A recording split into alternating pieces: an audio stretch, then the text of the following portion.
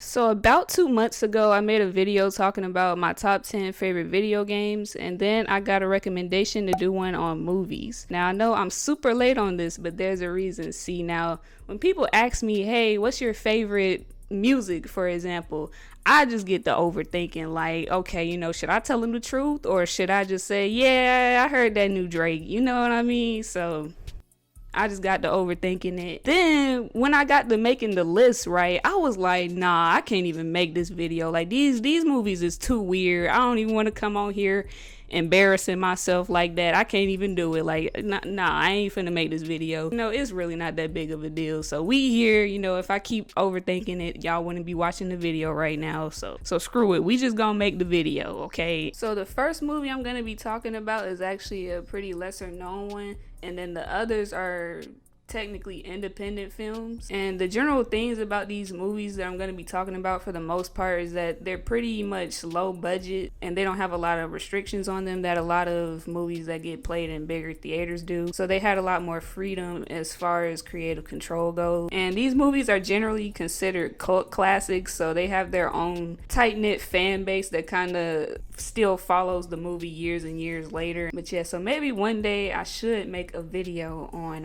like different genres outside of this, like horror, because I like a lot of classic horror, 90s movies, just black movies. There's so many like goofy ass movies I could talk about.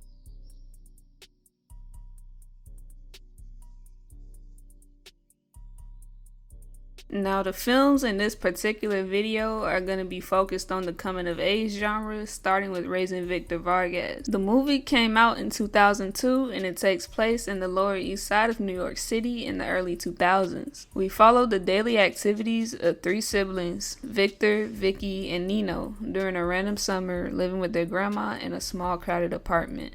And let me say, this felt so authentic because you can tell that they actually filmed this in a regular place. They never actually explained why the kids had to live with their grandma. It's kind of just left up to the viewers to make their own assumptions. Y'all know how it be sometimes. This is one of those movies where nothing is blatantly spelled out for you. It's filmed as if it were a documentary and you were just watching a real family live life. The grandma is shown throughout the movie constantly overreacting about things and being overly protective to the point where it's frustrating to watch at times, but also hilarious. But she's especially delusional when it comes to her favorite of the kids, Nino. He's supposed to be about 2 years younger than Victor. He's quiet, doesn't really cause any problems.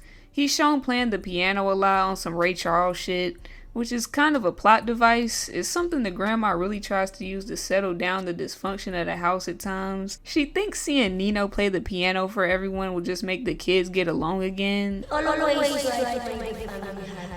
Always. Then we have Vicky. She's the typical annoying little sister trope. She's super extra, constantly trying to ruin Victor's reputation, which we'll get to in a second. Off rip, we open the movie with Victor about to get some questionable yams, but he ends up getting interrupted by the lame homie Harold. The guy just starts yelling out his business and making a big scene around the block while trying to get Victor's attention. I would've had to scrap with Buddy.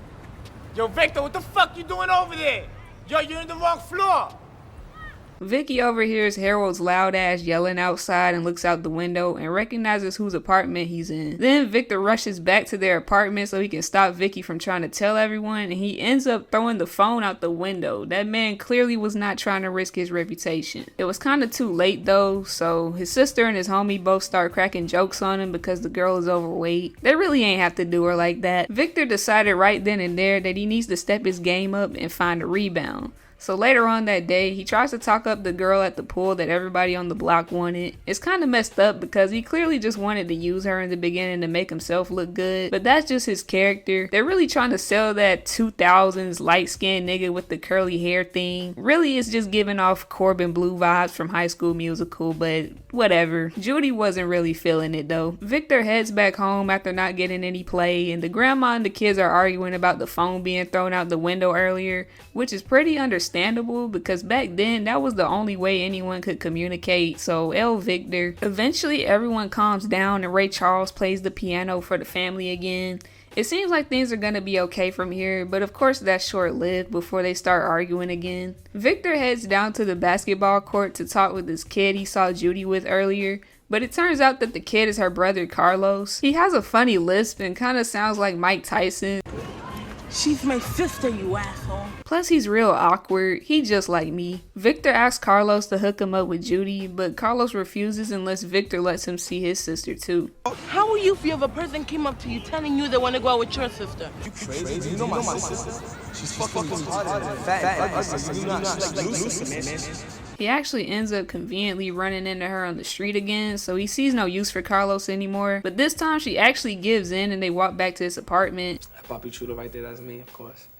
That's my sister, but she's fat now. Now turns out the annoying guy from earlier, Harold, has been seeing Judy's friend, Melanie, but this man clearly has no game. Right, yeah, I promise. Now I promise. I promise. I promise. I promise. I promise. I promise. I promise. I promise. I promise. I promise. But he's actually successful in getting her early on, so W mans. Victor and Harold aren't the only ones trying to get into something though. We start to see Nino change a bit. Did you ever, What? Ew, you nasty ass bastard! The fuck you did? What? Carlos shows up at their apartment the next day after Victor hold him. He lets him in just to shut him up. Victor starts to get paranoid randomly, feeling like Judy's playing him, and he confronts her about it, but she calls him out for using her as a replacement to cover up the situation with Donna from earlier. Vicky also tells Carlos to leave her alone. The grandma ends up catching Nino in the bathroom doing, well, and then the grandma accuses him of learning it from Victor because she pretty much blames him for everything. She also sees Vicky talking to Carlos and gets the wrong idea from that, which is stupid because they're literally just kids. Then when Victor shows up at the house late, she reaches her final straw and takes the kids to family court to try to give up her rights to them. But this scene really just amplifies the saddest part of the movie. The grandma is clearly not capable or equipped to be raising those kids. Has he committed a crime? No, he don't do that. Has he stolen anything from someone in the home? That's not the point. He's not a criminal. You realize you can't just put him out? Why? You never heard of people going to jail for just throwing kids in the street? He can go to the cops, they'll come and arrest you, then all three of them could end up in foster care. Is that what you want? They end up going home because the entire situation is clearly ridiculous and everything seems like it's gonna be okay again. Judy and Victor make up and she shows up at their apartment and meets their grandma, but she's already on defense mode, so y'all know how she is by now. She ends up making a big deal when she finds out Judy was at the house without telling her while she was gone earlier in the movie. Judy has enough and leaves. Victor chases after Judy and explains that his grandma is just crazy, and she forgives him. Victor comes back home the next day and everyone's quiet. They're clearly on punishment over him leaving, but that goes without being said because you can just feel the tension in the scene. Nino gets up to play the piano and once again everything seems fine for the moment and the movie just kind of ends there. Overall, I say this movie is a good watch. It's a Dominican classic. The dialogue was definitely accurate from the grandma all the way up to the kids, and again, there weren't clear explanations for certain points in the plot or the ending. We get little glimpses into the characters' lives and that's it. We know as much as we need to. I originally found this movie on Netflix, but it's not on there anymore. It's free on YouTube right now. This next movie is an A24 film and it kind of ties into the rest of the movies that I'm going to be talking about. So next up we got Mid-90s. It was written and directed by Jonah Hill. The movie takes place in Los Angeles in 1996 and we follow the life of a 13-year-old boy named Stevie, who's played by the kid from God of War, Sonny Sojic. Stevie lives in a single mother household with his 18-year-old brother Ian. They never mention or explain what happened to the dad, so similar to the last movie, this is another film where things are left for your imagination to fill in the blanks, so essentially you have to come to your own conclusion about a lot of things while watching. The first scene alone starts off on a dark note and sets the tone for the rest of the movie. Ian is shown brutally beating his brother, and this happens continuously throughout the movie. Mind you, Stevie is 13. You are way too grown to be whooping this kid ass like that. After that, we pick up on a different day where Stevie's just biking through the streets. He comes across this skate shop and he watches a group of guys with the skate skateboards, messing around from a distance for a bit. The next day, he goes back to the skate shop and he seems pretty hesitant at first before building up the courage to finally just walk in. We discovered that this is a hangout spot for the guys we saw earlier. The first real conversation we get out of this group already introduces the dynamic. They really capture that comedic vibe of talking about the most ignorant shit and it just being goofy and funny. There's really no holding back when it came to the dialogue in this one. It's not a weird. Shut the fuck up, 4th grade. Life or death, come on. Hey, whatever I'm doing, I'm drugging one of them motherfuckers. I'm not gonna say who. Once he gets home, he gives his brother his games in exchange for a skateboard that he clearly doesn't use himself anymore. Problem is, the board is corny and it has a kitty design to it. Like there's a big ass dinosaur cartoon on it, and he ends up getting clowned for it by Ruben, one of the kids in the group. Hey yo, I'm editing right now, and can I just say, what the fuck is this haircut? I did not peep this when I was writing the script for the movie. That shit looks crazy as fuck, bro. What is that? Yo. Don't even get me started on Ruben. I mean, up until the last moment of the movie, he was just on Stevie head. We get introduced to the characters pretty quickly after this. Ruben, Ray, a guy named 4th grade. The joke is that he's so dumb that he's as smart as a 4th grader. And a guy named fuck shit because he always says that phrase after someone does a cool trick. Of course, the typical these kids are a bad influence thing starts fairly quickly. Ruben gives Stevie a cigarette and then says this corny head ass line that ended up becoming a meme audio. I smoke. I skate. I fuck bitches. Dang. I'm pretty much the shit. Of course, Stevie ain't really built for that life yet, so his scary ass runs to the bathroom to try to get the smoke smell off of him. And the next morning, his brother punks him into stealing money out of their mom's room. During another one of the group's conversations, they're talking about race, and 4th grade asks if black people can get sunburned. Can black people? Oh, be careful. Okay. Can black people get sunburned? Oh my god! Are you fucking kidding me right now? Seriously, I genuinely want to know. Like every time it's hot out, I'm like, does he need sunscreen? Is there like black suntan lotion or? You a real dumbass. And I really don't think he's actually dumb. I think they were just trying to show that he was awkward, to which Stevie dumbly asks, What are black people?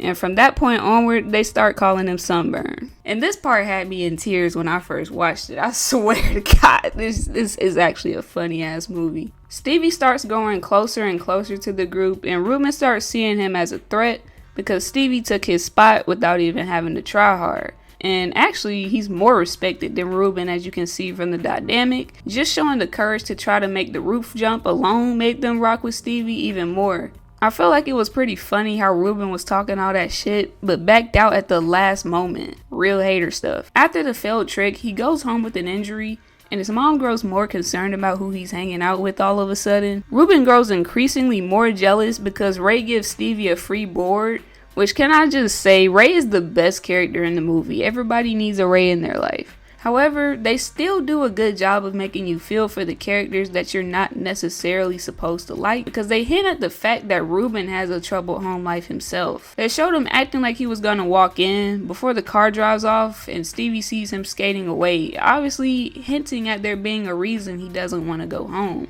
I felt bad for the kid. This next scene is where things got a little complex. This is one of those things where I kept debating on what you should even do in this situation from all parties involved. So Stevie's out with the crew and Ian happens to be walking down the sidewalk. Fuckshit accidentally bumps into him and Ian gets offended, which causes Fuckshit to press him. Ian hesitates fighting him because he looks over and sees Stevie, realizing that the guy pressing him is his brother's friend.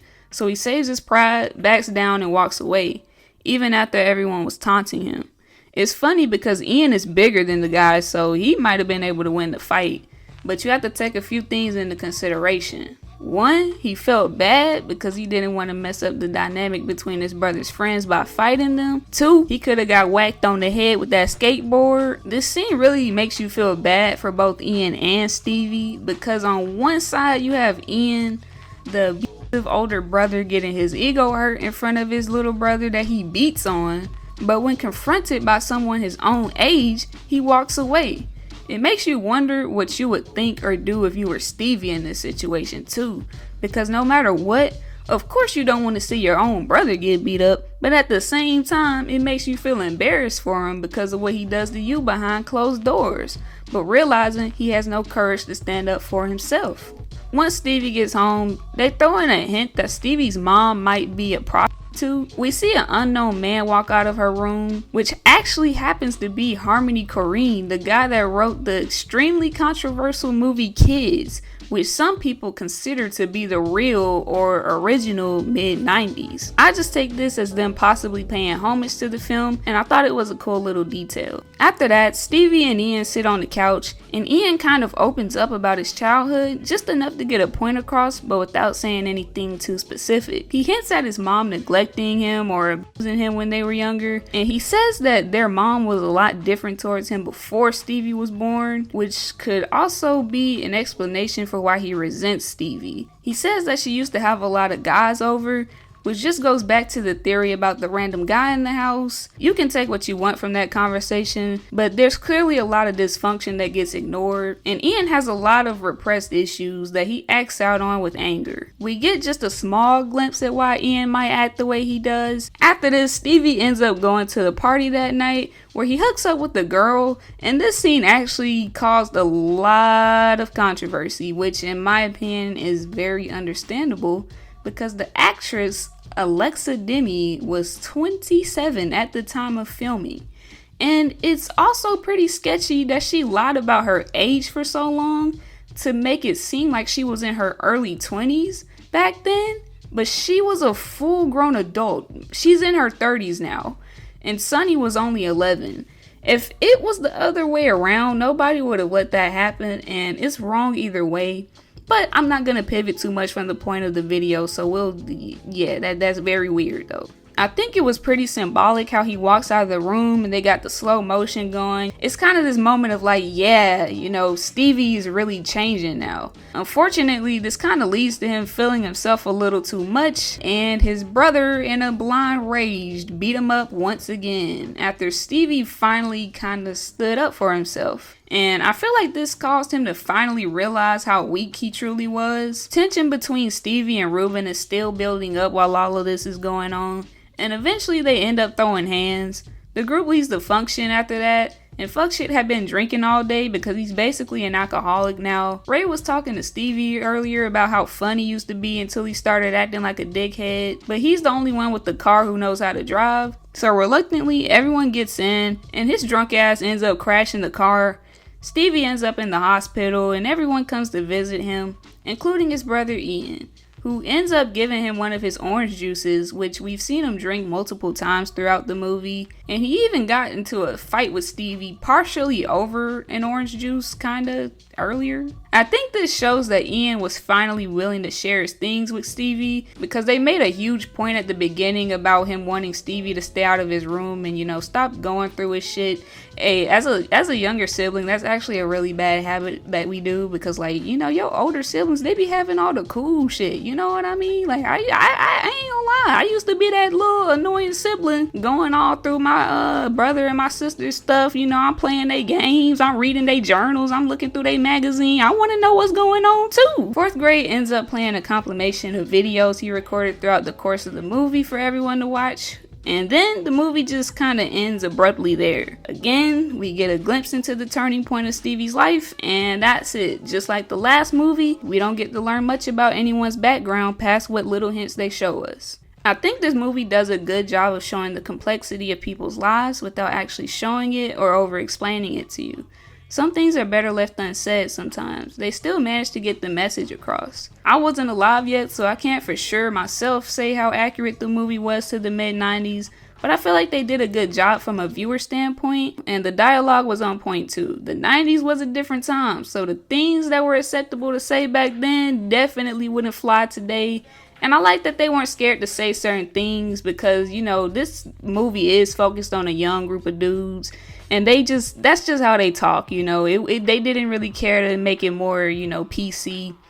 Even if you didn't experience the 90s, that nostalgic feeling you get while watching is definitely there. I remember watching this movie and being at the 40-minute mark wishing it was longer. It's like I just wanted to keep seeing more. That's how drawn I was into the environment. Definitely give this one a chance if you haven't. This next one is gonna be brief because there's so much I want to say about these movies that it's probably gonna have to be a part 2. I didn't want to end the video without at least mentioning them. I talked about this one a little earlier, Larry Clark and Harmony Korine. After watching Kids, I didn't stop there. Saying this movie's name out loud sounds insane, y'all. I'm talking about the movie, okay? I went through these guys' entire discography from Ken Park to What's Up Rockers, Gummo. Surprisingly, I still haven't watched Bully yet because for some reason that's the one where I just drew the line. Like 20 minutes into that movie, my stomach turned so bad I couldn't even finish it. When this happened, everybody want to talk like they got something to say, but nothing comes out when they move the lips. Motherfuckers act like they forgot about Morty. Always been a heathen, constantly in a constant battle with the demons. This really ain't no pretend. I was like, yeah, I'm good. What I really like about the movie Kids is that it doesn't even feel like a movie. Apparently some people used to think that it was a real documentary, like as if all of the characters were real people and these situations were actually happening. And Larry Clark met the cast naturally in the environment that the movie is set in. So it's almost like the people in the movie weren't even acting. Most of the people in the cast were genuinely living extremely troubling lives. I guess the story basically goes, one day Larry was doing some photography work. Relax. I just want to take some pictures. Just taking pictures of the local skaters around the area. Larry Clark was already in his 50s while he was scouting for the movie. But anyway, he ended up connecting with a bunch of the local youth and got them in the movie. This also included Harmony Korine, who was 19 at the time, who helped him write the script. I know this is such a minor detail, but the scene where Casper and his friends jump the guy in the park, you can briefly see someone with an original Supreme tee. And so after I watched the movie, I just got intrigued by every little detail I could find. So I was looking up the origins of Supreme and how it was originally a skate brand. Before the whole hypebeast stuff, I started looking up just random stuff like what is Zoo York, and then I started putting 2 and 2 together and realized that Justin Pierce, who plays Casper, was Roach in Next Friday. And ever since then, the lore surrounding the movie just continues to fascinate me.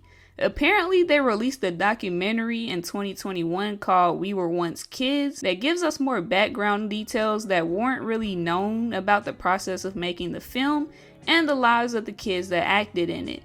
But sadly, I can't find any way to watch it. I've been trying for like 3 years at this point. Although I love this movie, it's extremely disturbing and left me feeling pretty disgusted after watching. Next up, I want to briefly mention Ken Park. I'll say this movie isn't nearly as much of an enjoyable watch and feels a lot more sadistic in nature. It almost feels like it was purely made for shock value, where disturbing things are constantly happening in every single scene for the hell of it. Like, there's a point where one of the main characters randomly murks his grandparents because he thought they were cheating during a game of Scrabble. What kept me watching was the plot device of the character the movie's named after, Ken Park. The movie literally opens up with the supposed main character self-deleting.